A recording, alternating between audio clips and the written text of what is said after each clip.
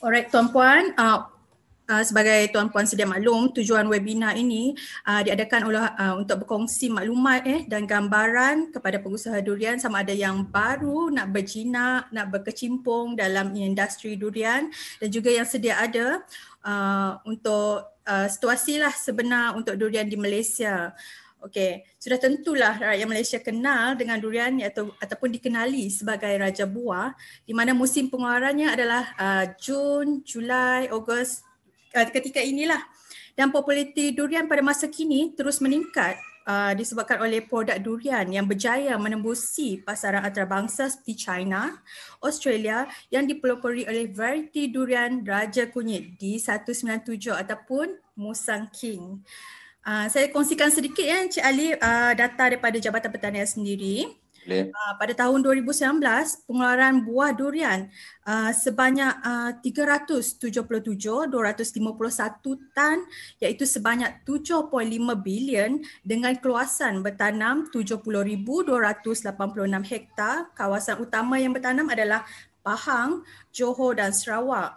Manakala nilai pengeluaran ekspor durian adalah sebanyak 22,162 tan telah diekspor ke negara China, Thailand dan Singapura.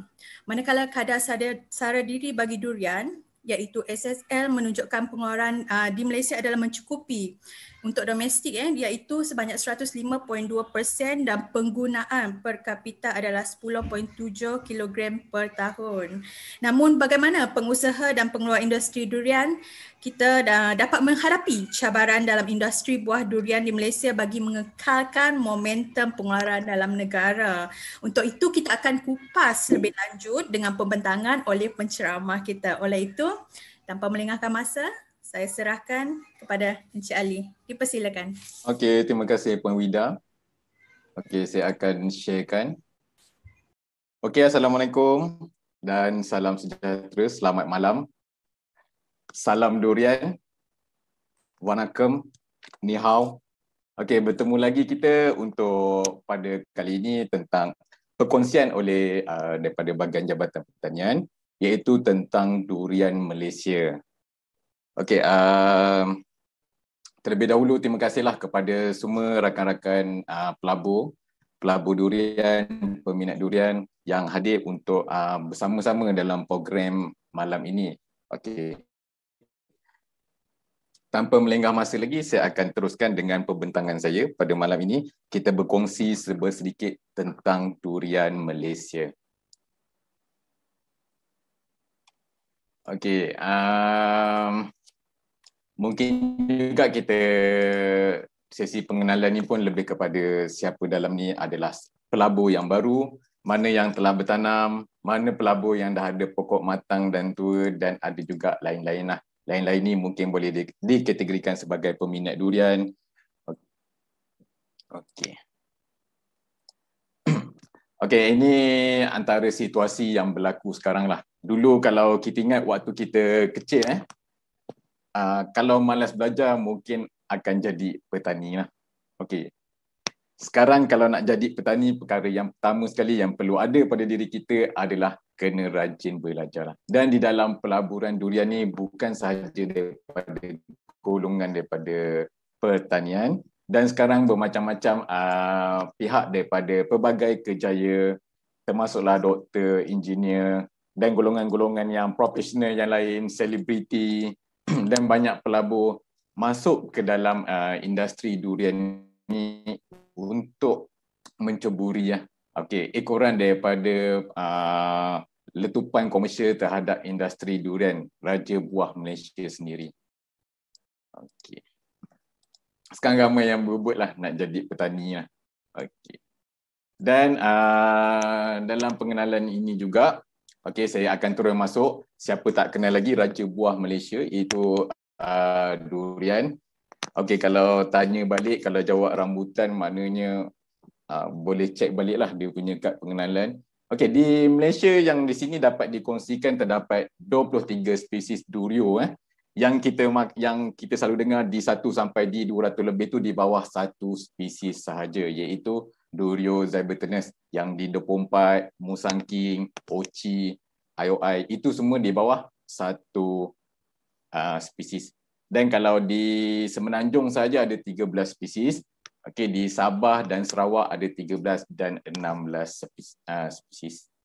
Okey.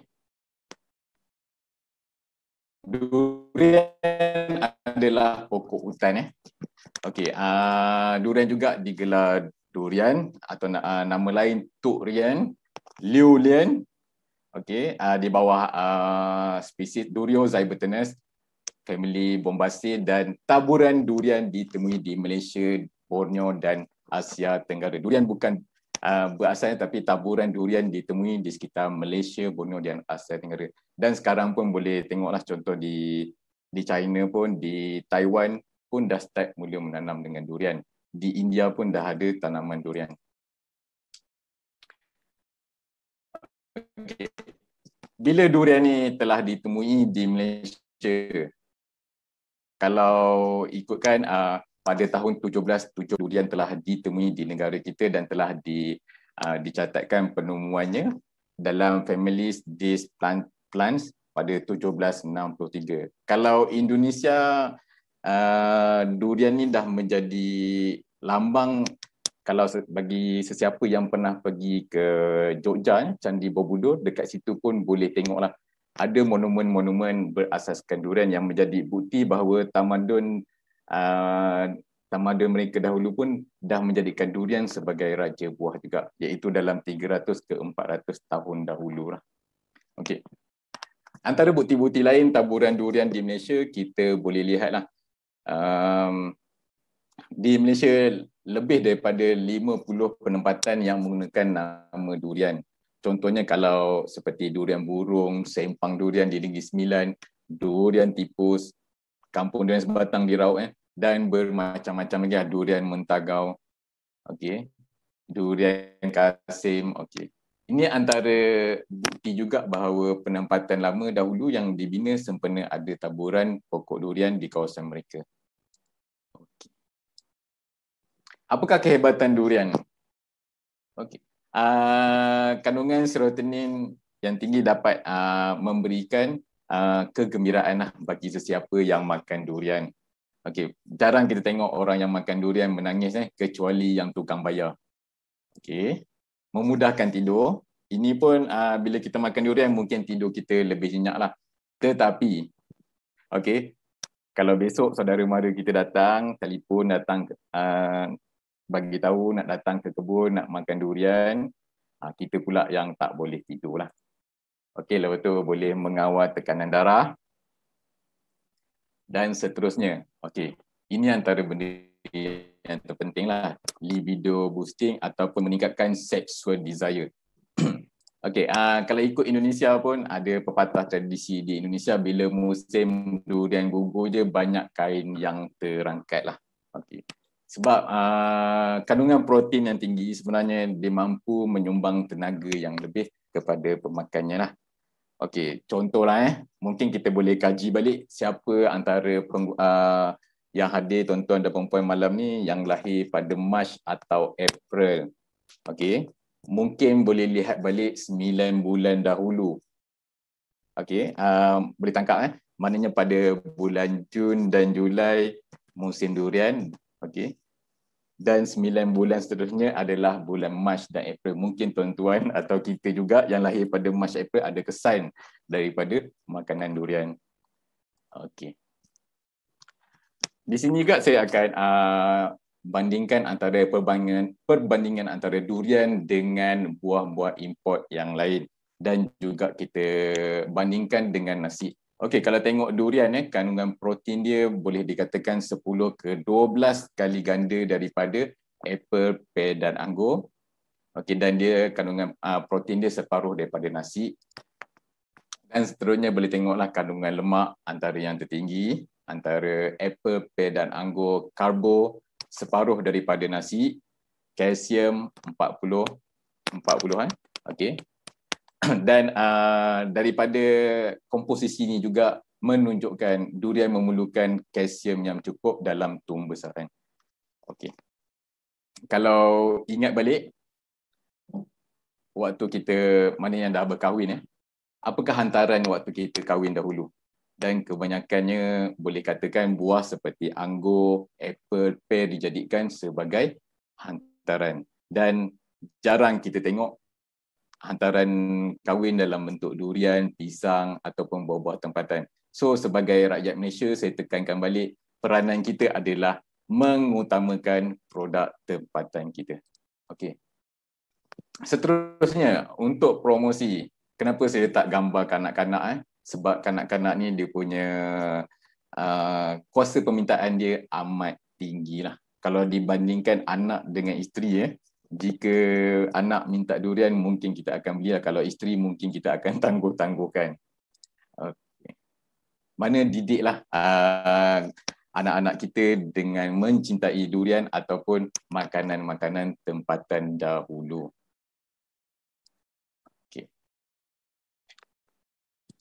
Okey, seterusnya kita akan kongsikan penggunaan durian mengikut per kapita. Pada tahun 2016, seorang rakyat Malaysia jatuh makan durian dalam 9.3 kilo, 2017 6.5 dan meningkat 2018 pada 9.9 kilo, 2019 10.1 kilo dan 2020 11.6 kilo seorang. Dan 2021 masih dalam pengiraan data lagi lah. Okey, yang di sini kita dapat lihat harga. Kalau harga semasa untuk durian daripada 2012, harga Musang King Grade A kita boleh tengok daripada RM9 naik RM10, 2014 RM12, 2015 dan 2016 dia dah melonjak 25, seterusnya 30, 25, 32, 38 dan 2021 40 ke RM50. Dan kalau dapat perhatikan harga yang betul-betul tengah naik meningkat pada 2016 iaitu di mana buah telah mula dieksport. Dan sejauh mana durian premium seperti Musang King ni mempengaruhi harga semasa yang lain. Harga Musang King naik, durian kampung pun mengikut naik daripada 50 sen ke RM2 dan last kali pada 2021 dengan harga ladang kita ambil purata dalam RM4 ke RM6. Okey, ini adalah tempias daripada produk premium kita. Okey. Dan ini antara isu yang paling banyak sekali berlaku. Durian. Harga durian pada tahun ini saya tengok telah mendapat banyak kecaman iaitu orang kategorikan sebagai harga kayangan, harga cakrawala dan ada harga yang saya tak boleh sebutlah. Okey. Maknanya harga yang naik dan tempiasnya kepada pekebun durian jugalah. Sebab ia dikategorikan sebagai terlampau mewah. Dan bagi saya dekat sini saya nak tekankan balik, ini tanggungjawab rakyat Malaysia. Okey, saya terus. Okey, ini contoh antara buah-buah yang termahal. Yang mahal ini di sekitar Jepun. Okey, Sekai Ichi dalam $21 per biji. Densuke watermelon harga paling tinggi boleh mencecah $6,100. Decopon citrus 80 per pack, $80. Satu Nishiki cherry pun dalam $350 per 300 gram. Okey, yang di sini saya nak kongsikan. Saya nak kaitkan dengan harga durian di Malaysia. Harga durian mahal, okey, ramai yang membantah, ramai yang memboikot. Tapi bila kita tengok negara-negara maju yang lain, maju pertanian yang lain, adakah rakyat-rakyat sana memboikot juga produk-produk premium negara mereka? Sebenarnya antara isu yang terjadi macam ni telah tersasar sebab durian adalah anugerah untuk Malaysia. Dalam beratus-ratus negara, kenapa Musang King ditemui di Malaysia? Itu adalah rezeki untuk rakyat Malaysia. Dan kenapa pula kita nak memburukkan, nak memboikotkan produk kita yang mahal? Bagi saya semakin mahal, semakin premium, semakin meningkat kita punya kedudukan negara kita. Okey. Dan seterusnya semua tahulah, okey, raja buah untuk Malaysia adalah durian. Malaysia, Indonesia, Thailand, raja buah dia sama. So ia melambangkanlah. Okey, dan saya sini nak sentuhkan apakah kelebihan Malaysia. Kelebihan Malaysia banyak berbilang bangsa, majmuk. Ini adalah satu bonus jugalah yang menggambarkan kenegaraan kita. Okey. Kalau nak dibandingkan dengan negara lain lah, boleh kita cari negara mana yang boleh panggil orang luar pakcik, makcik, anak, sahabat, kawan. Tak dapat dijumpa kecuali di negara kita. Okey. Dan saya akan ulas apakah peranan kita sebagai anak Malaysia di dalam industri durian. Okey.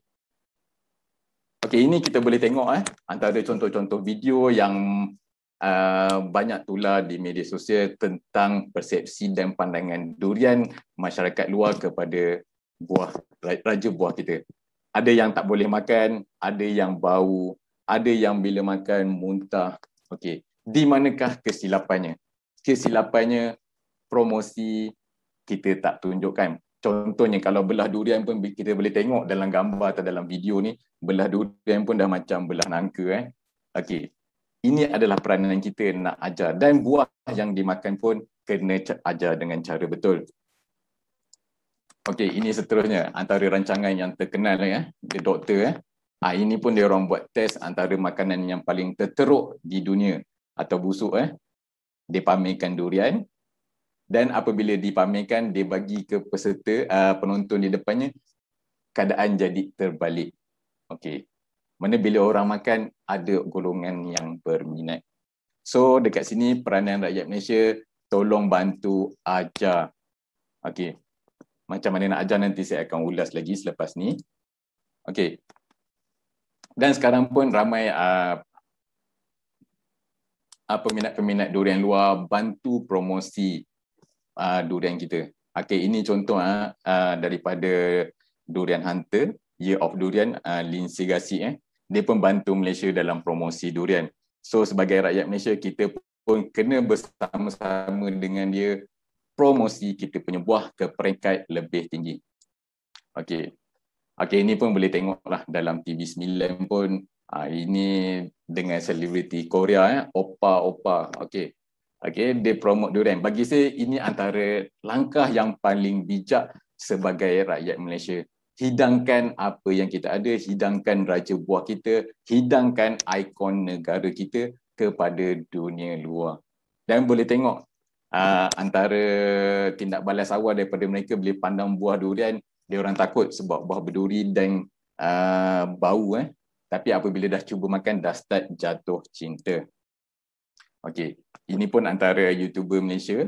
Okey, dia bantu promosi lagi durian Malaysia. Okey. Maknanya peranan kita sekarang di Malaysia, bantulah promosi.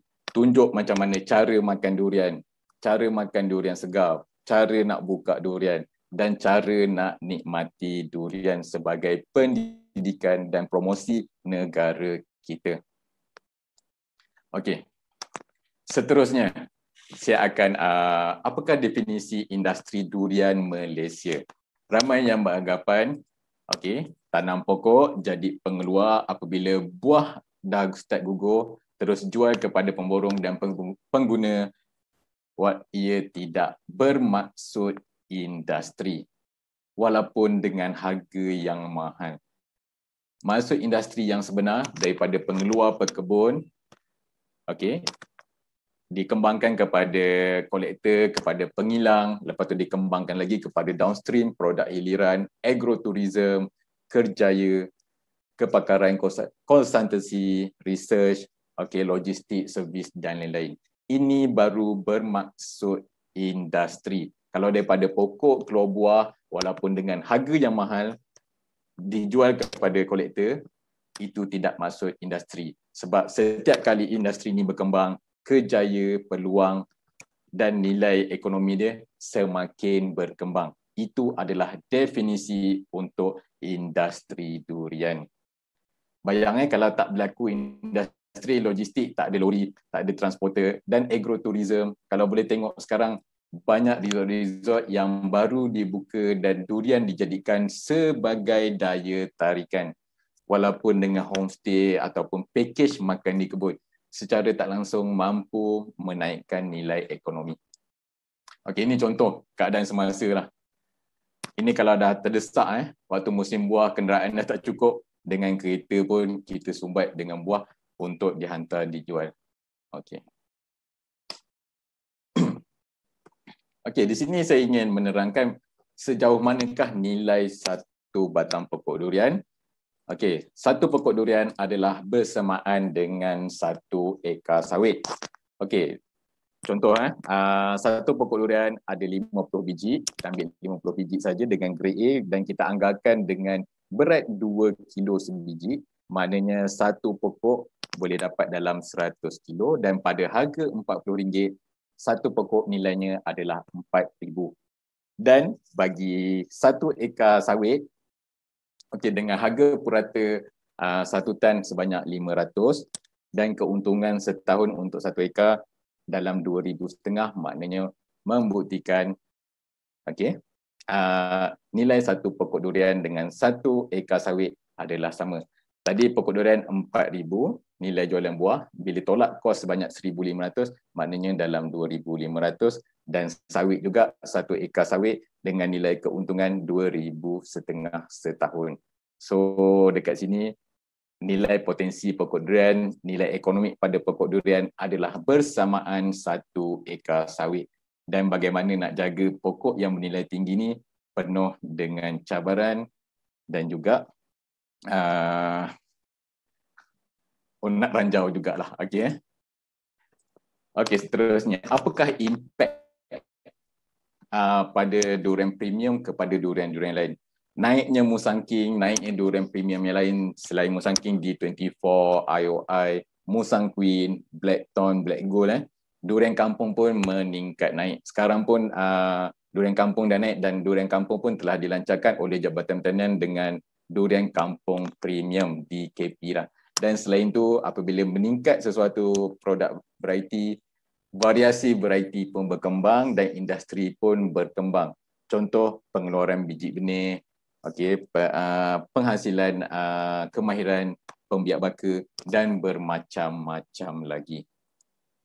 Okey, bukan itu sajalah. Durian hutan pun impaknya sangat besar. Pada tahun 2020, harga durian hutan yang dijual secara runcit di tepi jalan saja pun dalam lingkungan 12 ke 15 ringgit. Okey, dan ada penggemarnya yang tersendiri. Okey. Seterusnya, apakah hala tuju pelaburan durian kita di peringkat global? Okey, durian adalah sebagai ikon untuk Malaysia. Banggalah menjadi orang Malaysia apabila keluar negara kalau orang panggil kita Musang King. Okey, orang gelarkan kita Encik Durian. Okey. Potensi Malaysia, sejauh mana Malaysia boleh berkembang dan sumber ekonomi kita akan ulas satu persatu. Okey. Okey, di sebelahnya adalah beberapa negara yang antara negara yang mengimport hasil durian daripada negara kita. Okey, seperti China, Hong Kong, US, Kanada, Jepun, Indonesia, Brunei dan bermacam-macam lagi. Ini sebenarnya adalah peluang untuk meningkatkan, untuk menarik duit masuk ke negara kita dan menjana ekonomi negara kita. Okey. Dan sejauh mana? Okey, Musang King pun telah didaftarkan di bawah geographical indication adalah Musang King berasal daripada Malaysia. Ia telah didaftarkan oleh Jabatan Pertanian pada 2014.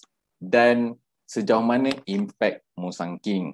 Nama Musang King. Okey, kalau tuan-tuan buka Google Translate, okey, dalam Mandarin, type Musang Wang dan apabila ditranslate ke English, dia akan terhasil Musang King. Maknanya Musang King dah menjadi satu kata rasmi di dalam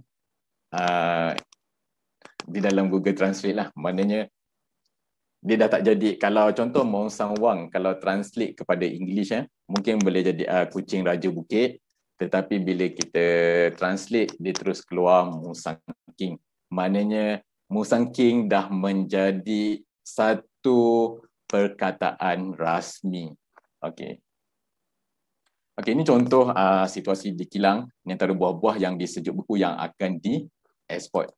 Okey, dan seterusnya saya akan masuk tentang hala 7 pelaburan durian global.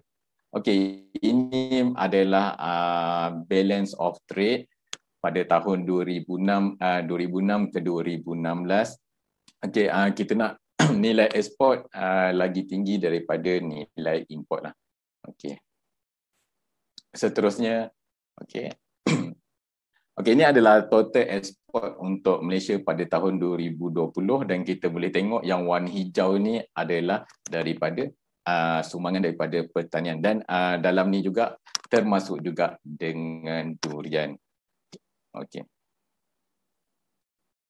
63.32 bilion 7.2%. Okey, dan seterusnya pada 2016 kita boleh tengok balik antara negara pengimport untuk durian. China saja dalam 311 juta, Australia, US, Thailand, Macau antara yang mengimport musangking kita, durian kita. Okey, seterusnya 2019 daripada hasil pengeluaran 2019 sebanyak 348,000 tan. 90% adalah digunakan untuk pasaran tempatan dan 10% sahaja digunakan untuk ekspor. Okey. Dan ini antara rupa dan peluang produk kita diekspor. Contoh yang kita dapat lihat ini adalah buah durian yang telah dibekukan dan dipackaging dengan dipackagingkan untuk keperluan pagoda. Okey, pagoda ni kalau untuk pengetahuan semua, pagoda ni dia macam 7-Eleven lah, tetapi di Taiwan dan China lah. Tapi 7-Eleven dia lebih kepada buah-buahan. Di China saja ada dalam 3,000 ke 4,000 cawangan pagoda. Adakah Malaysia mampu membekalkan kepada semua outlet-outlet pagoda di sana? Dan ini adalah peluang untuk rakyat Malaysia dan untuk sumber ekonomi negara. Okey. Seterusnya, okey, ini adalah contoh rupa bentuk buah yang kita bekukan, dipackingkan untuk keperluan ekspor. Okey, dan boleh kita lihat ada packaging yang berbentuk emas ni. Okey, dia terpulang kepada pengimport lah, dia nak macam mana, nak packing macam mana, dan pihak Malaysia akan buat design mengikut kehendak dia orang. Okey. Seterusnya, teknologi sejuk beku. Selain daripada buah segar, kita pun menghantar buah dalam bentuk pulp. Di sini ada 4 jenis. Okey. Una, rendep, muna, nalek. Yang mana satu musangking, tuan-tuan dan puan-puan semua. Okey. Yang pertama ni IOI, yang tengah ni nombor 2 ni Oci, nombor 3 musangking dan yang keempat adalah Teka. Ini pun dah melambangkan warna-warni atau variasi variety durian di Malaysia. Okey. Seterusnya, ini adalah contoh packaging kotak daripada untuk buah beku durian. Ada yang gambar pakai kain plekat, pakai songkok nak melambangkan Malaysia, terpulang. Yang ini pula dipackingkan, di-wrap dengan plastik emas nak melambangkan dia punya betul-betul prestige. Okay, dan kotak-kotak packaging. Ini antara rupa buah yang dihantar ke negara untuk tujuan ekspor. Daripada perkongsian ini kita boleh nampaklah dekat sini pun dah banyak peluang-peluang kerjaya dan peluang-peluang perkhidmatan yang dapat dikembangkan dengan durian sahaja. Ini ada contoh lain, packaging lain. Okey, yang pulp, durian whole fruit. Okey, seterusnya ini untuk Dubai. Dubai pun tapi packaging dia dalam Jawi lah. Musangking durian. Mungkin dalam Arab Seterusnya. Untuk pulp juga, selalunya pulp dalam 450 gram ke 500 gram satu pack.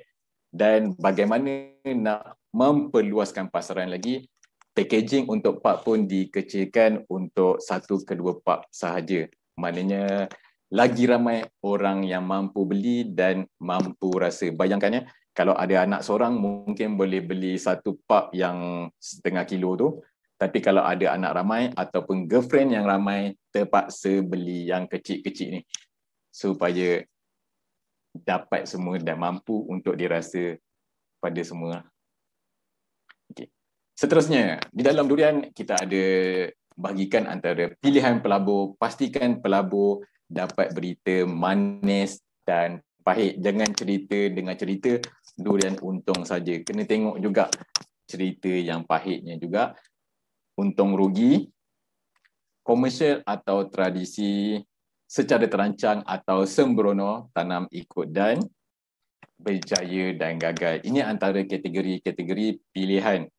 Walaupun pelabur tak nak pilih ke arah kegagalan, tetapi kadang-kadang tersilap langkah atau terlepas pandang, mampu jatuh kepada gaung yang tak ada penghujung.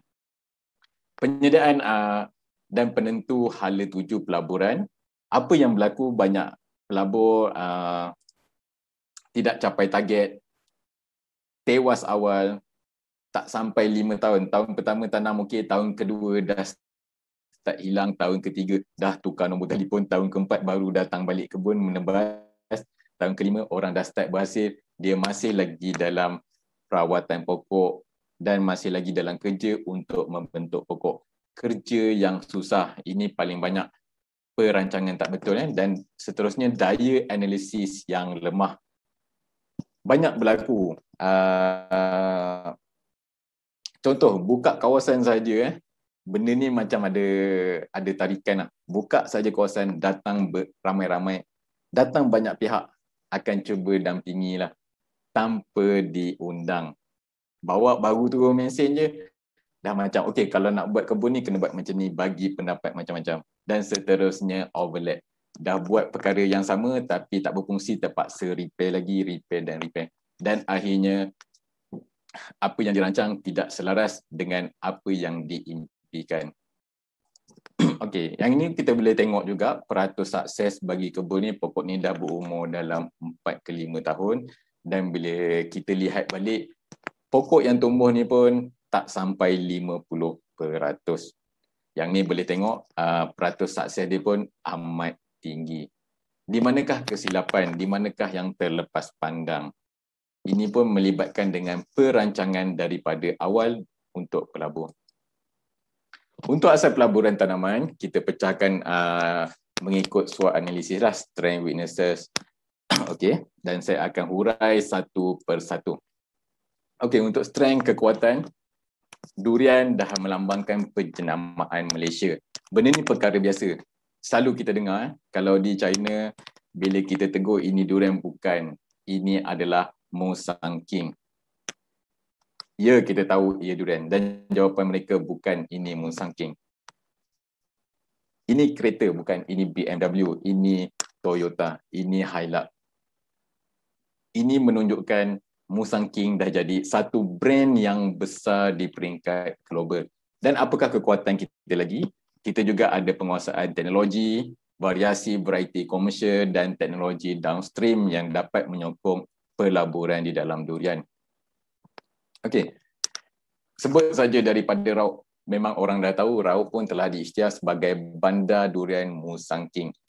Dulunya saya daripada Raub amat mencemburui Melaka, Cameron Highland, Genting Highland, Langkawi. Setiap hari cuti saja bandar dan pekan ni akan jadi sesak dan jam. Okey. Dan sekarang apabila masuk musim buah, ini 2 tahun dulu lah sebelum PKP, tiap kali musim buah, bandar Raub menjadi tumpuan daripada penggemar-penggemar durian untuk makan durian di Raub.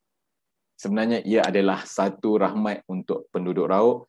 Contoh 1000 kereta datang singgah untuk makan durian, 1000 juga kereta akan bantu membeli belah dan juga mungkin singgah membeli makanan, membantu ekonomi setempat.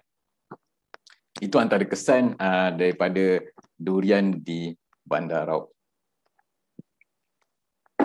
Okey. Yang ini pun durian laut Malaysia top number 1. Dia pun sebut Raub tapi jadi laut. Saya suka dengan video ni. cara mungkin tersilap cakap, tetapi dengan apabila viral, ramai yang dia dapat menjadi tumpuan yang tinggilah. Agaknya kalau disebut durian rauk saja nombor 1, mungkin dia tak dapat viral dengan jauh lah. Okey, seterusnya untuk pelaburan saya tekankan A, B, C asas untuk tanaman. Air, baja, cahaya. Pastikan ini benda utama yang diperlukan dalam pelaburan. Okey. Jangan sampai petani durian alami rugi besar akibat pokok mati akibat cuaca panas atau musim kemarau. Tanam pokok premium, cerita tentang musangking, buah premium tetapi keperluan air tak dapat disediakan dengan premium. Okey. Seorang pengusaha durian musangking mendakwa kerugian lebih 100,000 apabila 15 pokok durian spesies itu mati kerana cuaca panas sejak 2 bulan lepas. Pokok ini mati bukan sebab cuaca panas tetapi kesilapan tuan kebun sendiri tak menyediakan sumber pengairan yang betul. Dan pastikan bekalan air dan sistem pengairan dahulu disediakan sebelum menanam. Jangan tanam dahulu baru nak pasang paip. Jangan tanam pada musim hujan. Sebab musim hujan kita tak tahu bila hujan, bila panas. Okey, dan seterusnya D, antara item yang paling penting iaitu D for duit.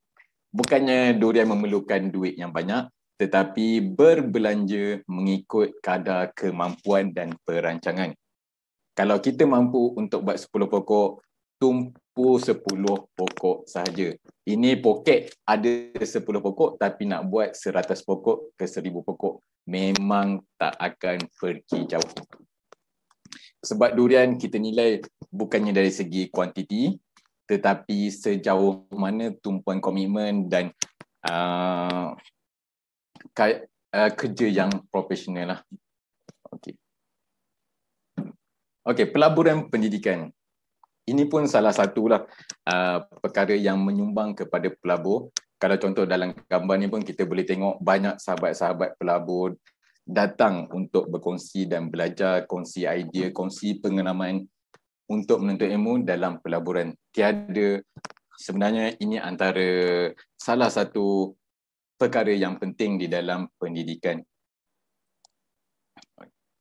Sejauh manakah kekuatan teknologi Malaysia boleh capai? Dalam ni ada 4 jenis buah. Okey, 1, 2, 3, 4. Dan soalan lazim saya akan tanya yang mana musangking? Okey, ada yang kata nombor 1, nombor 2, ada yang kata nombor 4. Okey, di dalam ni adalah 4 adalah musangking. Daripada 4 kebun yang berbeza, 4 pengurusan yang berbeza dan 4 petani yang berbeza. Okey. Seterusnya, ramai yang kata dulu musangking gugur pagi tengah hari pecah. Kadang belok gugur pagi pecah pun ada sebab kulit dia mudah merekah. Itu disebabkan oleh nutrien yang tidak seimbang. Okey. Contohnya musangking kalau mengikut asalnya pangsa bawah dia bulat mendatar, boleh ditajamkan melalui pengurusan teknologi dan pembajaan yang betul. Kita boleh tajamkan, kita boleh tebalkan dia punya pangsa. Ini yang apa kita buat di plot pemerhatian kita di Lembah Temeh. Yang video sebelum sesi ini tadi, kita boleh tangguh buah ni pecah pada 3 hari dengan mengawal ketebalan dan juga saiz pangsa tersebut. Dan seterusnya bentuk buah. Kita boleh bulatkan juga. Selain membuat bentuk rombik, kita pun boleh kawal untuk bentuk bulat. Okey. Ini masih dalam pemerhatian kami. Sebenarnya setakat ini jika buka buah, apabila lihat isi dalam buah, kita masih boleh baca apakah amalan pekebun tersebut. Dari segi pengurusan baja, pengurusan nutrien. Seterusnya, variasi kualiti buah.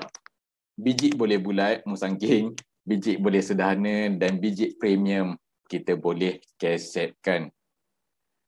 Dan ramai yang kata musangking kebanyakannya biji keset, ada juga biji bulat. Antara faktor biji bulat adalah pertama, penggunaan nutrien yang tidak tepat dan seterusnya yang kedua, kemungkinan besar pokok yang berbuah tu mengalami kerosakan atau stres yang teruk. Ini contoh, contoh musangking bila kita dapat koyak macam ni, ini satu adalah indikator kawalan air dan pengurusan baju dia sangat tepat. Kalau makan durian, kita boleh buka ulas durian tu jadi bunga. Itu menunjukkan kawalan air bagi kebun tu sangat baik. Musangking, kalau tuan-tuan nampak warna kuning ada kehijauan ni, cepat-cepatlah rebut. Ini antara kategori yang paling sedap, isinya yang legit. Dan ini di D24, di 24 biji bulat dengan teknologi yang betul, kita pun mampu kesetkan buah biji tersebut. Okey, seterusnya apa teknologi yang ada adalah dengan pemulihan dusun. Ada juga tuan-tuan kebun yang ada pokok-pokok lama dan apa yang perlu dibuat.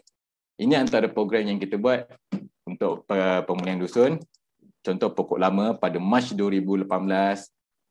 Seterusnya kita rawat, kita wujudkan sumber pengairan, aplikasi baja yang betul. Dan pada November 2018, dalam tempoh 8 bulan selepas program bermula, pokok pun dah start tumbuh daun. Dan akhirnya pada Februari 2020, kita boleh tengok pokok dah start penuh.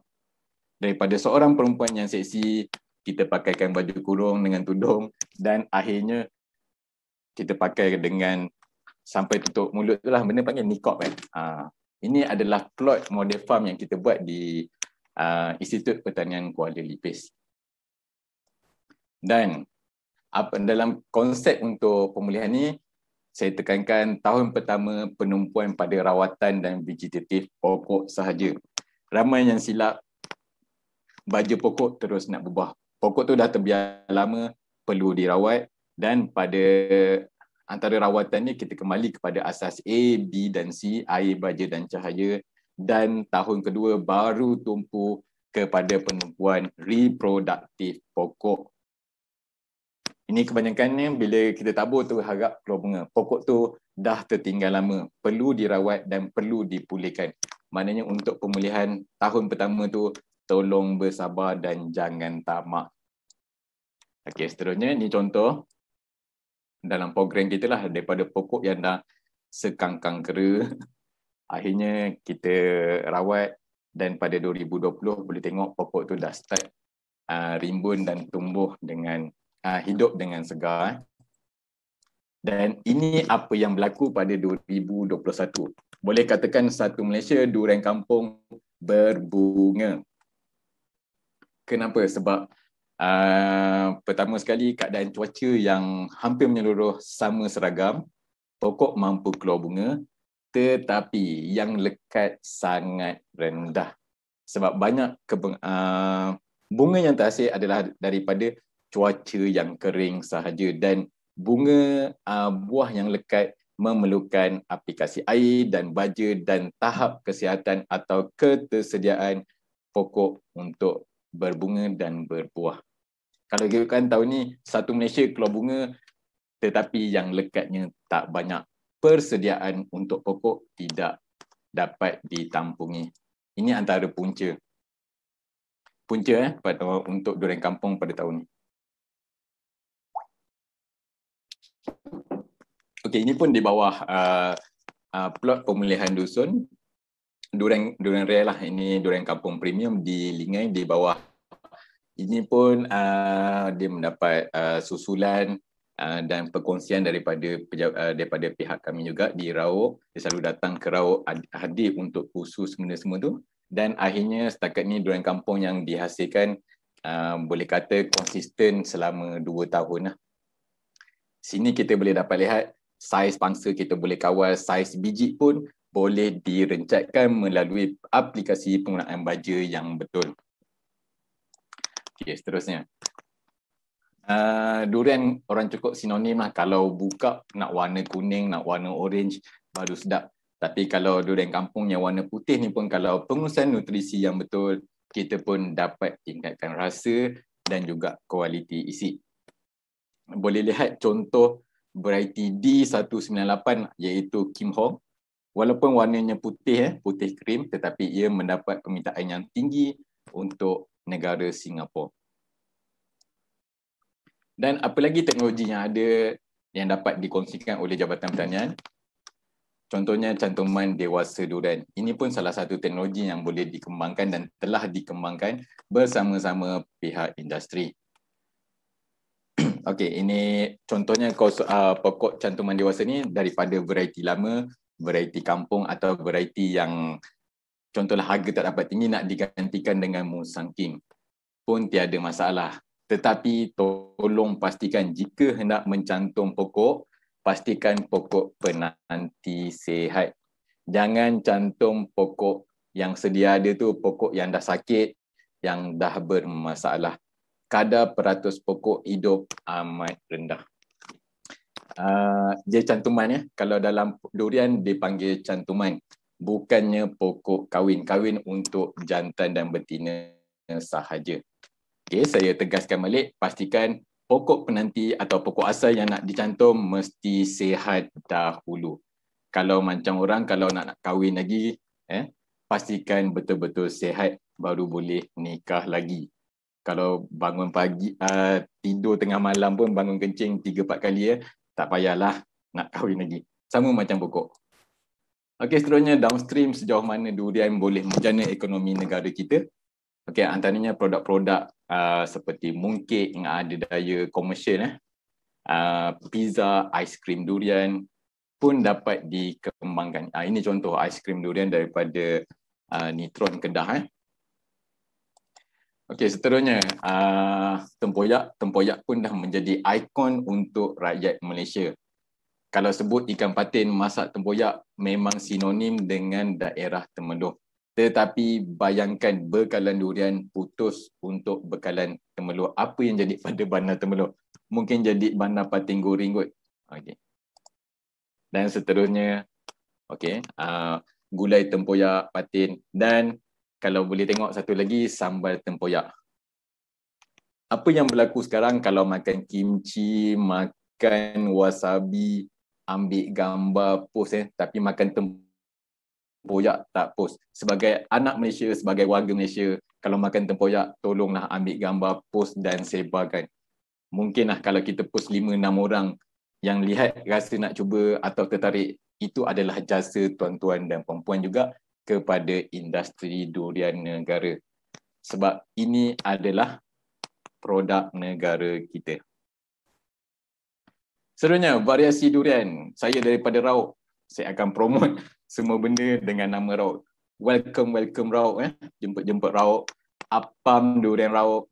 Durian goreng Rauk. Bubur durian Rauk. Okey, boleh cuba durian bakar. Banyak kita tengok viral orang bakar durian. Sedap ke tidak, boleh cuba sendiri. Okey, pizza durian. Siapa sangka dalam pizza pun, topping pun dah letak durian. Okey, seterusnya, roti canai Musang King Rauk. Harga roti canai sekarang 80 sen ke RM1. Tapi bila campur Musang King dah mencecah RM6 ke RM7. Ini menunjukkan nilai durian pada roti tersebut mampu mengangkat lagi harga sesuatu produk. Okey, cendol durian. Kalau cendol biasa dalam RM6, tapi bila campur durian boleh sampai 20 lebih ke 30 lebih. Betapa bertuahnya. Okey, apakah kelemahan di dalam industri durian? Pertama sekali, pengeluaran tidak konsisten, kualiti rendah, penguasaan teknologi, topografi, lokasi dan kemudahan fasiliti. Ini saya akan hurai satu persatu. Okey, ini antara situasi yang pernah berlaku. Banyak durian dibuang akibat kerosakan dan tak dapat dijual atau dibeli oleh pemborong. Antara kelemahan lain, tanam pokok kuning. Lepas tu ada juga buah dah masak tak gugur-gugur, pecah atas pokok pun ada. Dan ini buah hijau bila buka dalam ada tick burn. Ini adalah kelemahan dan sebenarnya jangan pandang kelemahan ni sebagai faktor untuk kita melaburlah. Sebenarnya cari jalan bagaimana nak atasi. Okey, ini contoh keadaan di Rauk, topografi yang mencabar walaupun kawasan berbatu masih ditanam dengan durian. Mana yang boleh. Dan seterusnya, bila buah dah gugur, dalam buah berair, ada pula buah yang UFR. uneven fruit ripening, mangka, mengkal, mangkak, loko, kerang. Ini selalu jadi pada D24 lah. Dan durian lain pun ada juga yang berlaku. Ini antara dua perkara ni adalah kesan daripada pembajaan yang tidak seimbang. Seterusnya aplikasi air yang tidak betul. Okey, belah durian, bila belah musangking warna kuning tiba-tiba ada spot putih macam ni. Ini pun banyak berlaku akibat pengurusan nutrisi yang tidak betul. Belah musangking ada lebam putih hitam macam ni. Ini pun kesan daripada pengurusan nutrisi dan saliran yang tidak betul lah. Okey. Dan ini antara masalah umum pelabur di Malaysia. Bila tanam pokok kuning, beli dekat nursery cantik, bila tanam dalam 5-6 bulan jadi wabak daun emas. Apakah kaitannya? Ini adalah mengikut reka bentuk penanaman. Tanam lubang, tanam pokok gali lubang, ini antara kesannya, dan kaedah pencegahan dan impak kepada pelaburan.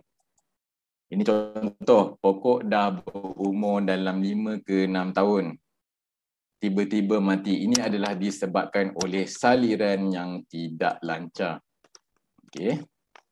Pokok dah start meranting, yang depan pun dah start sulam yang baru. Kena pasti balik apa punca pokok mati.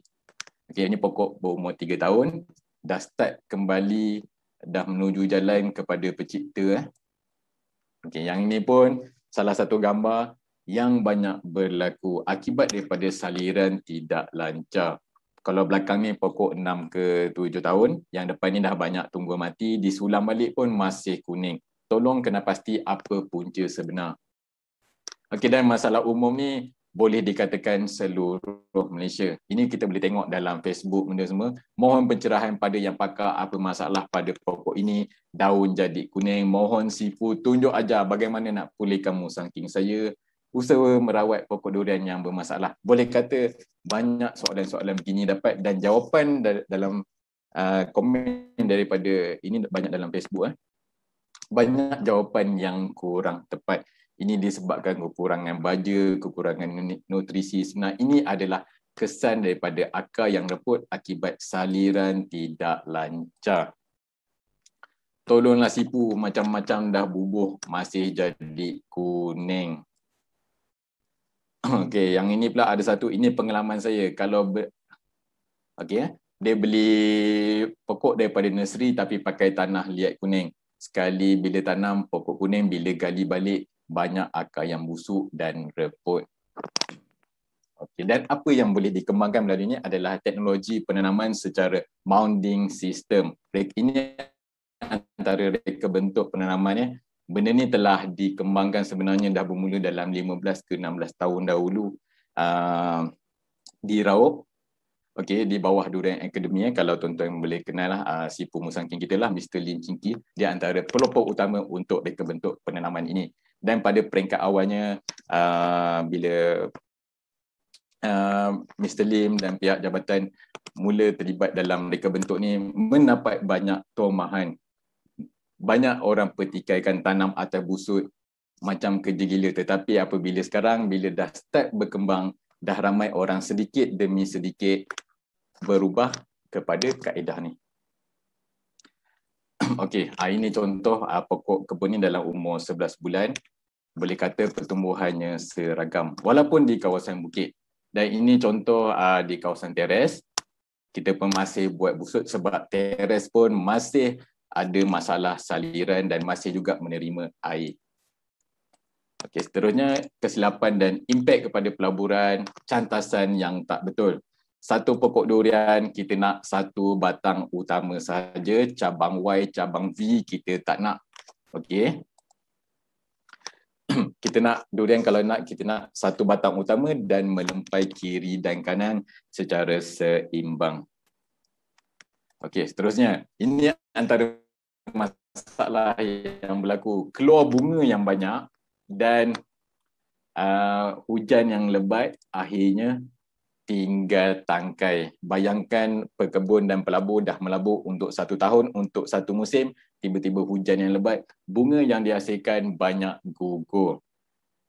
Itu pun antara cabaran. Dan bagaimana nak kawal, sebenarnya kita kena buat persediaan awal dengan aplikasi baja yang betul.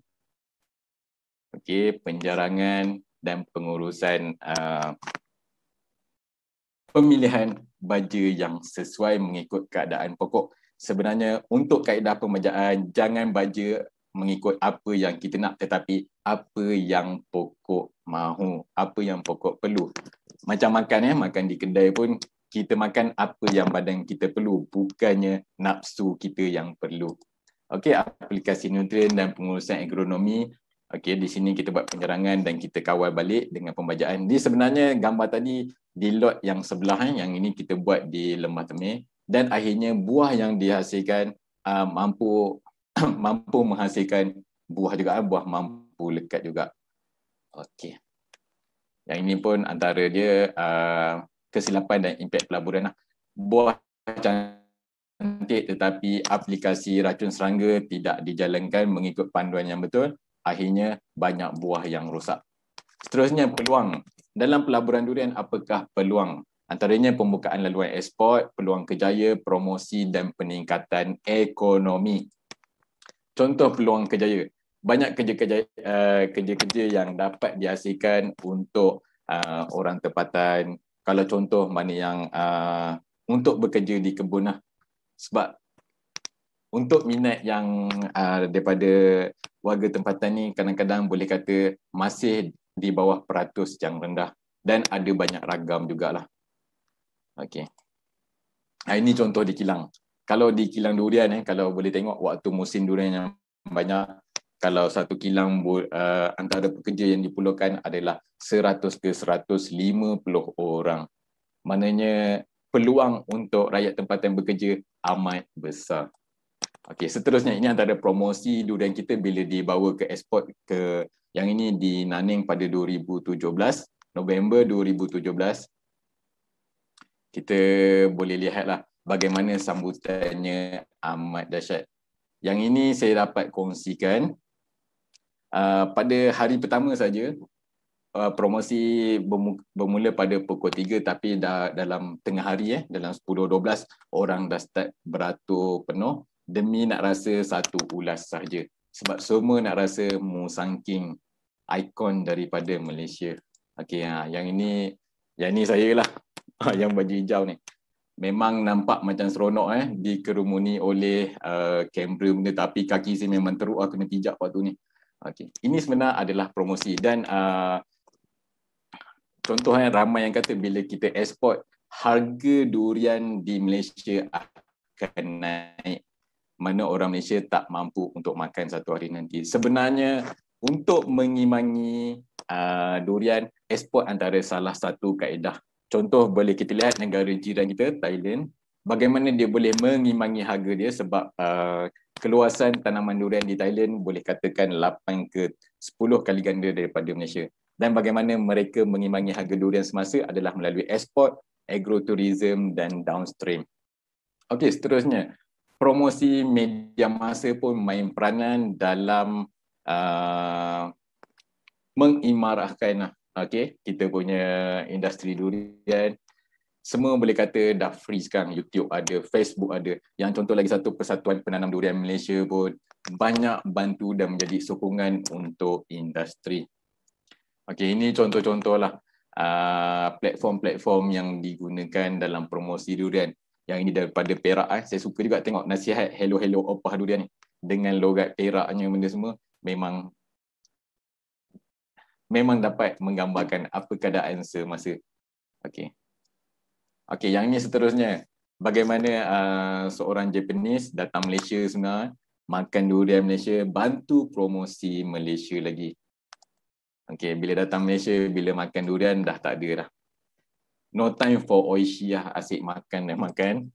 Okey, ini sampai tahap dia makan Dan sebenarnya peranan dia amat besar untuk rakyat Malaysia dan rakyat Malaysia perlu berterima kasih kepada golongan-golongan yang macam ni, yang promosi negara kita. Dan kita juga kena mendampingi mereka dalam promosi juga. Kita pun kena ajar satu dunia bagaimana makan durian dan promosi durian Malaysia kuat-kuat. Okey, ini contoh. Pukul 2 pagi di Malaysia dan landing pada Hong Kong pada 6.22 pagi. Ini pun menjadi salah satu konten jugalah, diceritakan perjalanan durian ke Malaysia. Okey, seterusnya. Sejauh mana durian mampu mengembangkan lagi industri ni? Okey, yang ini kita boleh tengok peragaan. Peragaan pun dah dapat dikembangkan. Yang ini adalah iklan daripada KFC China, sebanyak 5,000 cawangan KFC di China melancarkan aiskrim durian. Dan aiskrim durian tersebut, sumber durian tersebut datang daripada Malaysia. Dan adakah kita mampu membekalkan bahan mentah yang sustain atau konsisten untuk mereka?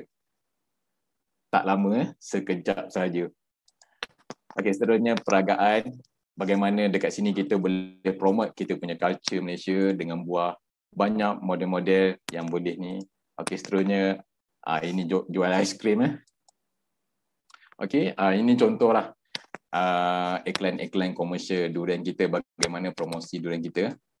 Dan seterusnya, kosmetik pun dapat dikembangkan. Durian pun menjadi satu tarikan lah untuk untuk barang-barang kosmetik lah. Contoh lip gloss, saya pun tak tahu jugalah yang ini eyeshadow ke apa ke. Sebab ini memang kelemahan lelaki lah. Bila tanya apa ni, semua dikategorikan sebagai bedak sejuk je lah. Okey. Rasa tak salah kalau peniaga durian, peminat durian, musim durian, festival durian, waktu ni kita nak pakai benda-benda macam ni. Baru orang tahu kita pencinta durian Malaysia. Okey, seterusnya lambang cinta lelaki. Tolong hadiahkan kalau hari jadi anak, hari jadi isteri, anniversary, tolong pastikan utamakan buah-buah tempatan. Okey, sebenarnya lelaki kena bijak lah dekat sini. Kalau bagi bunga kita tak dapat apa-apa. Kalau bagi durian dengan bunga, mungkin kita boleh buka dan makan sekali lah. Alright, lambang cinta. Okey, seterusnya. Ini antara produk-produk yang dihasilkan lagi daripada durian. Wine durian. Okey. Antara wine yang berkhasiat. Okey, seterusnya produk kesihatan. Okey, ini adalah kondom durian. Okey, macam-macam ada. Musawang ada, cendol ada, coming soon. Okey, seterusnya ancaman. Ancaman dalam industri ini, cuaca dan persediaan, cuaca tak menentu, dugaan bencana, tenaga kerja, keselamatan hasil dan mentaliti sosial. Okey, keselamatan dan kesihatan pekerja, mentaliti domestik, saya kepecahkan satu persatu lah. Dan panduan MyGap, MyOrganic adalah untuk kita panggil untuk standardkan pekebun-pekebun dan produk yang lahir daripada kebun dalam kategori selamat. Okey, ini contohlah bagaimana keadaan pekerja di kebun, mematuhi dengan pakaian yang sesuai untuk kerja, kebersihan. Ini pun adalah ikon dan identiti untuk negara kita. Bayangkan kalau kebun macam ni tidak mematuhi amalan pertanian baik, adakah ia dapat setanding dengan nama durian premium kita? Inilah rumah pekerja, inilah store, itulah tempat anjing tidur, itulah dapurnya.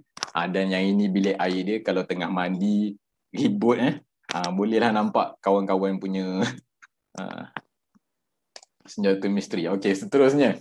Amalan pertanian baik. Ini pun perlu ditekankan supaya mengelakkan perkara-perkara yang tak diizini berlaku lah. Ini contoh berlaku keracunan pada pokok, kesan daripada pembajaan dan juga aplikasi barang yang tidak sesuai. Jadikan amalan pertanian sebagai panduan asas, amalan pertanian baik sebagai asas dalam pengurusan ladang kita. Okey, konsistensi cuaca. 2016 panas yang teruk, 2017 kadar hujan yang tinggi, 2018 hujan, 2018, 2019 hujan dengan panas sama-sama banyak dan seterusnya. Ini antara cabaran untuk pekebun juga, iaitu bencana seperti ribut lah. Yang ini berlaku pada tahun lepas. Lagi 2 minggu buah nak gugur. Bilangan pokok untuk kebun ni sebanyak 300 pokok, 150 pokok patah dipukul ribut. Okey. Lepas tu banjir pun antara satu dugaan. 2020, 2021 pada tahun ni pun awal tahun banjir besar yang luar jangka jugalah. Okey, ini contoh selepas banjir, ini 2 minggu selepas banjir lah. Okey, sebenarnya dalam program malam ni juga sebenarnya selain kita berkongsi tentang asas pelaburan durian, saya pun nak ambil kesempatan kita berkumpul sama-sama, kita berdoa sikit. Ya Allah, ya Tuhanku, sesungguhnya kami memohon perlindungan kepadamu dari bala atau bencana, kesukaran hidup, buruknya takdir, serta hinaan dan cemuhan orang-orang yang memusuhi. Amin. Okey. Okey, seterusnya dah sampai ke penghujung. Saya tekankan balik, durian adalah tanaman hutan. Olah keadaan kebun dengan habitat asal pokok durian. Ini contoh bagi kawalan aplikasi penggunaan mukuna, kacang mukuna pada kebun untuk pertama sekali untuk mengawal hakisan dan mengekalkan kelembapan pada kawasan ladang. Okey, seterusnya tenaga kerja mahir, minat, okey, dan buruh asing. Ini pun antara tulang belakang dalam organisasi di ladang juga. Okey, seterusnya mentaliti sosial. Ini banyak kita dengar orang lain dah tanam lama, kita baru terhegeh-hegeh. Modal besar bolehlah, tanah tak ada, kecil je. Ramai dah tanam, nanti harga jatuh. Ini banyak yang berlaku di kedai kopi. Okey, bukan di kedai kopi saja, di dalam organisasi masyarakat sosial kita pun ada macam ni. Dan jika kawan-kawan atau teman-teman ahli keluarga kita nak tanam, tolong bantu. Kalau tak dapat bantu dari segi fizikal, bantu dengan doa pun dan sokongan itu pun sudah cukup terbaik. Okey, ketidakseimbangan pelaburan. Anggaran sepokok hasil 100 kilo dengan harga jualan RM40. Jumlah jualan sepokok 4,000 dan kos setahun untuk pokok yang matang adalah 1,500. Maknanya ada dalam 2,500 nilai bersih untuk pokok. Dan ketidakseimbangan pelaburan ni, kalau contoh dapat hasil yang banyak, kena ada bonus juga untuk pekerja dan organisasi kita jugalah, supaya tak berlaku pengkhianatan di belakang kita. Okey, dan ini gambaran ni kalau hasil sepokok macam ni bukan untuk semua. Okey.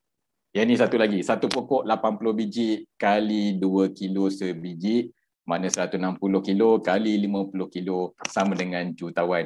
Ramai yang kata tanam pokok durian jadi jutawan.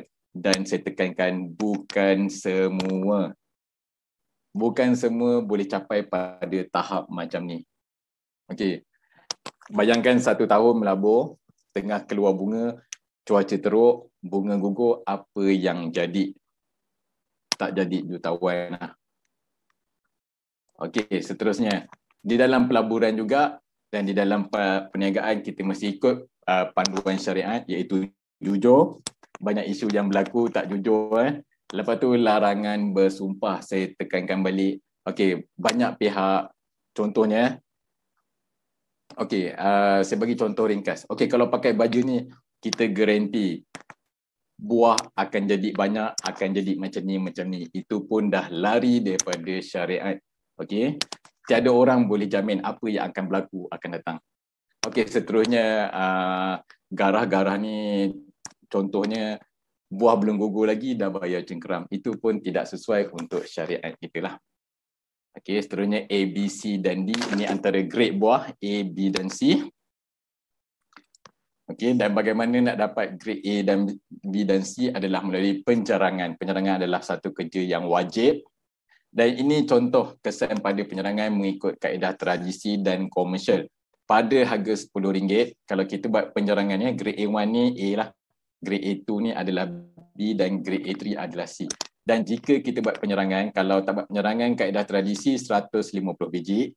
Dan kalau kaedah komersial 100 biji, tapi kadar grade A1 atau A 80 biji, B 15 biji dan C 5 biji. Mana setiap pokok pada harga RM10 sekilo, beza dia RM187.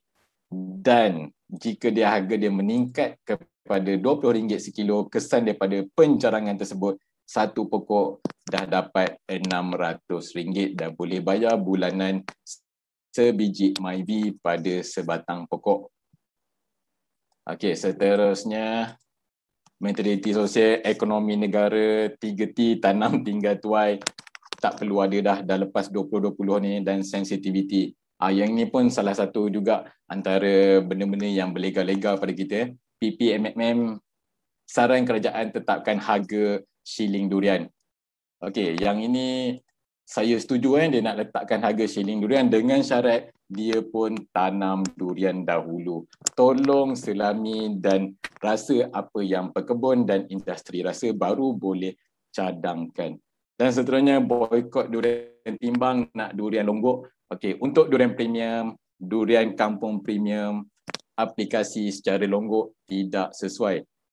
Sebab penggunaan dacing atau penimbang sebenarnya adalah lambang tamadun. Kalau rasa secara longgok sangat praktikal, mana yang ada kebun sawit, tolong jual, tak payah timbang, kita buat secara longgok. Okey, yang ini biasa berita lama, macam-macam cerita lah. Ini buah daripada Rauk, hantar ke China 20 kontainer, lepas tu reject sebab racun. Ini pun berita palsu jugalah. Okey, tipu berat durian. Ini pun antara banyak perkara yang berlaku. Dan seterusnya, yang paling top lah, durian Malaysia harga, ini saya harap tuan-tuan faham lah. Macam-macam orang bagi tomahan pada durian. So, peranan kita, tolong jangan cemari Raja Buah Malaysia. Dalam banyak-banyak negara dalam dunia ni, kenapa Malaysia ada jodoh dengan Musang King? Kenapa Tuhan bagi Musang King di Malaysia? Supaya kita dapat hargainya lah. Okey, dan saya pun dah sampai akhir penghujung pembintangan ni. Durian adalah ibarat telur emas negara. Tolong pastikan jangan jual ayam yang bertelur emas tu. Kita tak nak hilang kita punya khazanah dan anugerah ni lepas kepada tempat-tempat yang lain. Okey, seterusnya, usaha, doa dan tawakal, pastikan 3 perkara ni menjadi kunci di dalam pelaburan kita semua. Okey, insya-Allah kejayaan takkan mencemburui 3 kriteria ini. Okey, dan seterusnya dah sampai penghujung. Jika ada apa-apa untuk dapatkan maklumat, boleh layari website jabatan. Okey, dan ini bagaimana nak hubungi saya lah. Okey, ini adalah kontak nombor saya dan email saya, dan boleh juga follow page Fakulti of Durian, Facebook page. Dan seterusnya boleh layari jugalah channel Fakulti of Durian, di mana kita pun ada bagi perkongsian lah secara video. Okey, dan seterusnya saya akhiri pembintangan saya pada kali ini dengan salam durian. So, saya serahkan balik kepada Puan Wida untuk sesi soal jawab. Alhamdulillah, terima kasih Cik Ali di atas pembintangan yang informatif dan juga menarik itu tadi. Dia harap semua para peserta dapat input lah daripada kita malam ini. Okey, Cik Ali, untuk status peserta yang dalam undian, kalau lihat daripada poll ni, penanam sedia ada seramai 22%, manakala pelabur baru sebanyak 19% dan lain-lain adalah 59% lah yang telah menjawab seramai 608 orang. Okey, Alhamdulillah. Okey, kita teruskan ke soalan kita yang pertama. Ya, boleh. Mencuburi kita. Okey, daripada Encik Zaki Mokhtar, beliau merupakan pelabur baru dan merancang untuk membeli tanah seluas 4 ekar. Ketika ini dia dapat melihat terlalu banyak pelabur baru yang baru menanam. Adakah dalam masa 4 hingga 5 tahun akan datang harga durian ini akan turun kerana supply lebih tinggi daripada demand? Komen, Cik Ali? Okey, untuk pelabur baru, yang contoh tadi baru dalam 4 ekar. Okey. Dan dia tanya sejauh mana harga itu dapat dikekalkan untuk bekalan akan datang lah. Dan sekarang untuk makluman semua, untuk bekalan kita ke mainland China pun masih belum dapat dipenuhi dengan konsisten. Okey. Dan selain tu sebenarnya daripada perkongsian slide ni tadi pun kita ada kongsi bagaimana nak mengimbangi hasil durian kita. Mungkin kalau pasaran tak, contoh harga buah terlampau rendah, mungkin boleh jump kepada downstream dan pelbagai-bagai produk lain lagi. Tapi setakat ni untuk potensi ekspor, peluangnya masih belum dapat dipenuhi 100% lagi. Okay. Alright, harap menjawab ya Encik Zaki Mukhtar. Seterusnya kita ke soalan yang kedua daripada Encik Muhammad Zahin Ibrahim yang merupakan guru sekolah. Beliau mempunyai 1 ekar durian yang pelbagai jenis lah, variety di 197, 168, di 200, di 198, 159, di 175 dan di 24. Sebanyak 40 pokok durian lah yang ditanam. Namun soalan dia, apakah kesan jika jarak satu pokok durian yang ditanam hanya 20 kaki kali 20 kaki? Okey, apa kesan kepada pokok tersebut? Okey, okey, dengan jarak penanaman yang rapat, kalau 20 kaki kali 20 akan datang mungkin dalam 7 ke 8 tahun pokok dah semakin besar dan kanopi semakin bertemu. Okey, perebutan cahaya yang sebab pokok durian memerlukan cahaya yang optimum dan seterusnya pokok akan terus meninggi dan menegak dan barulah dapat mengeluarkan dahan. Okey, bagi kaedah ni antara ikhtiar yang boleh dijalankan mungkin secara penjarangan pokok. Apabila pokok dah matang, mungkin pokok akan mula berbuah pada umur 5 tahun dan dalam tempoh 3 tahun 8 tahun pada umur 8 tahun pokok dah start bercium, mungkin dia akan kena pilih mana yang patut ditebang ataupun dengan cantasan dia menghadkan pertumbuhan dahannya. Okey, mana dia kawal dia punya dahan secara berperingkat. Tetapi kalau untuk jarak 20-20, satu pokok ada dahan sebanyak 10 kaki sahaja. Maknanya untuk menghasilkan buah yang banyak dan konsisten sangat terhad. Okey, harap menjawab ya Encik Zahin. Dan seterusnya kita soalan yang ketiga ya Encik Ali, daripada Encik Muhammad Fazil Chu, juga seorang guru. Ramai guru yang berminat untuk menjadi penanam durian ni. Beliau menanyakan dia ada tanam anak musang king dalam ketinggian 3 kaki.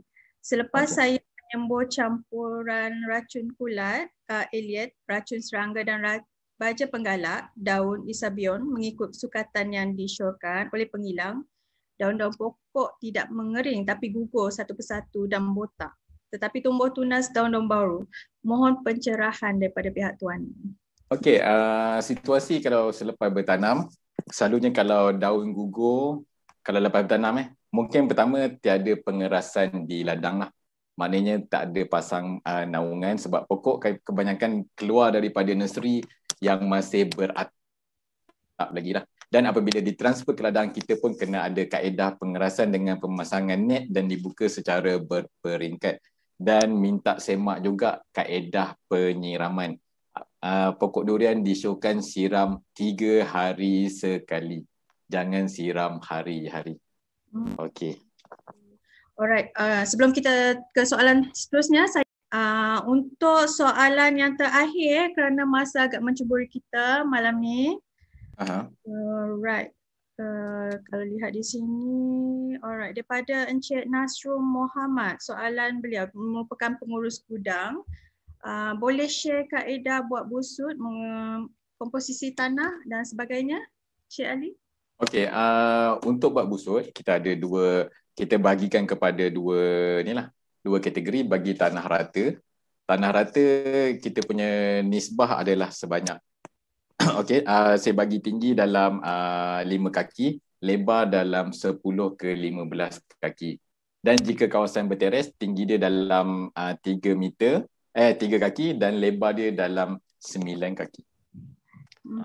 Dan pastikan tanah yang dibuat untuk untuk busuk tu digaul dan digaul dengan betul lah. Okey. Dan untuk maklumat yang seterusnya tentang ni mungkin kita akan kepada next chapter lah untuk aplikasi busuk semua ni. Alright. Kita bagi 2 lagi lah soalan ni. Dalam 4 minit lagi nak habis. Okey, daripada Encik Fawaz Talib, penjawat awam, dia ada 3 soalan di sini Encik Ali. Kalau yang first, macam mana nak hindari ancaman daripada tupai dan monyet? Yang ni kita sering dengar lah.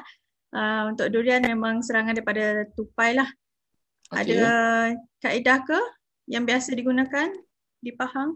Okey, tupai dan monyet ni sebenarnya benda yang pertama sekali, akses utama tupai tu. Kalau kita buat pagar macam mana pun, tapi kanopi kita dengan kanopi hutan atau jiran sebelah masih boleh menjadi akses, dia akan menjadi jalan lah juga. Dan antara kaedah yang terbaik untuk kaedah tupai adalah melalui pemasangan perangkap. Dan juga boleh cuba dengan kaedah yang macam orang kampung selalu buat, pakai botol, pakai tin ya. Bila ada angin tiup dia akan menghasilkan bunyi. Tetapi tolong ingatkan jika pakai peralatan macam tu, tolong pasang pada musim buah sahaja. Jangan sepanjang masa pasang. Kalau sepanjang masa dia jadi benda yang biasa dan musuh pun tak takut. Okey, okey. Alright, yang kedua soalan daripada Cik Fawaz juga, racun apa nak hindari daun daripada dimakan serangga? Okey, racun apa yang nak digunakan daripada serangga-serangga. Pertama sekali tolong pastikan serangga jenis apa. Kalau jenis macam belalang, cengkerik boleh pakai menggunakan cypermethrin. Dan dekat sini juga saya nak tekankan sekarang boleh kata cuaca di Malaysia dah start masuk musim panas. Tolong simpan rumput untuk mengekalkan kelembapan. Kalau rumput tak disimpan, tumpuan serangga juga akan beralih kepada pokok durian kita. Dan untuk racun serangga tadi, kena pasti racun serangga jenis apa dan baru pilih racun yang sesuai. Betul. Okey, untuk maklumat macam tu rasanya boleh boleh rujuk pada web Jabatan Pertanian lah. Layarilah kita punya website www.doa.gov.my lah untuk mendapat maklumat lebih lanjut lah. Encik Fawaz, okey, soalan terakhir daripada Cik Fawaz, kawasan tanaman pokok durian saya tiada punca air yang cukup. Ada cadangan tak nak buat macam mana? Okey, kawasannya tak ada sumber air yang cukup. Okey, mungkin boleh cuba kepada pertama sekali kalau air tak cukup mungkin boleh try plan dengan tube well. Okey, tak cukup tu saya tak pasti tak cukup dari segi apa. Tak cukup kawasan buat kolam ke ataupun tak ada tempat punca air. Kalau untuk punca air, kalau contohnya dah tak ada kawasan, boleh cuba untuk tube well lah. Dan tolong korbankan beberapa pokok untuk dijadikan sebagai tapak simpanan air. Okey. Harap jawapan Encik Ali menjawab persoalan semua Encik Fawaz ya. Okey, kita dah berada di hujung siaran webinar kita Encik Ali. Untuk itu kami mewakili Urstia berterima kasih sekali lagi kepada Encik Ali kerana sudi bersama kami dalam webinar dan juga kepada peserta kerana kekal bersama kami di hujung webinar pada malam ini dan semoga majlis ilmu malam ini dapat memanfaatkan kepada semua peserta ya.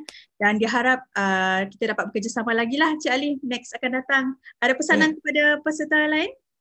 Okey, pesanan saya kepada semua ya. Okey,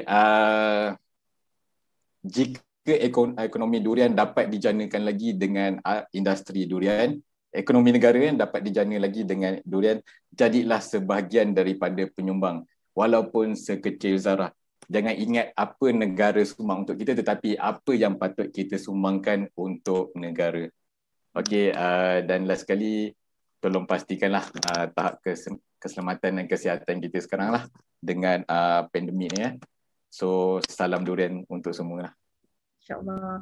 Alright, sebarang pertanyaan untuk peserta untuk maklumat durian boleh menghubungi Encik Ali di talian 013 982 5573. Saya ulang 013 982 5573 atau email Encik Ali sendiri di facultyofdurian@gmail.com. Betul ya Encik Ali? Ya, betul. Dan sebelum menutup tirai webinar, jangan lupa untuk follow Facebook Jabatan Pertanian Malaysia dan juga YouTube Jabatan Pertanian Malaysia iaitu TV Pertanian untuk mendapat informasi terkini berkaitan pertanian di Malaysia. Sekian daripada saya. Terima kasih. Selamat malam dan stay safe semua. Assalamualaikum. Assalamualaikum.